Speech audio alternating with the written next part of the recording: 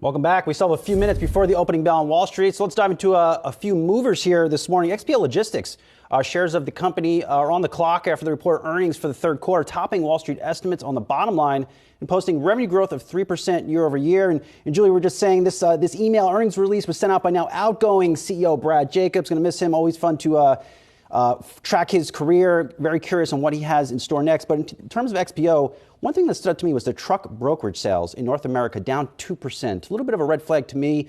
I have to read a little more into it to see what the economic message there might be. Yeah, it seems like investors and analysts are kind of setting aside this quarter because it's ahead of the company's spin-off of RXO, which is its less than truckload business. Mm-hmm. And so the company didn't really give a lot of guidance because of this impending split. So it's not that folks are writing it off, but just that they're kind of waiting to see what's happening. JP Morgan does say that the company's less than truckload is taking market share because volumes turned positive in September and that continued into October. So that's a little bit of a positive commentary surrounding it. Yeah, the company said that they improved what is the metric of their tonnage in North American less than truckload each month through the third quarter, positive year over year in September.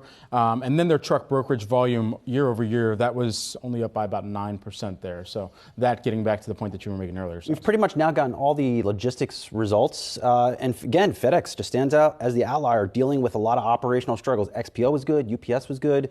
FedEx, no go. Well, and it sort of backs up what we've seen on consumer spending front, right? That we got the consumer spending numbers on Friday that came in better than estimated.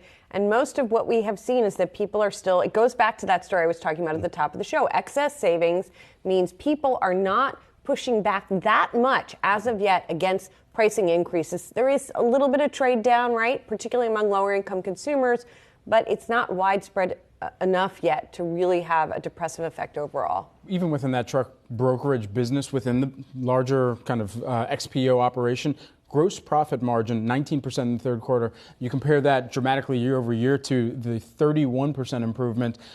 It's really going to come back down to where the volumes are continuing to increase, and especially now knowing that the consumer profile for how much is necessary for a company in XPO to actually carry, if that spending changes dramatically, or even if company inventory spendings change dramatically as a result of the demand profile of the consumer, that could have a direct impact on XPO as well.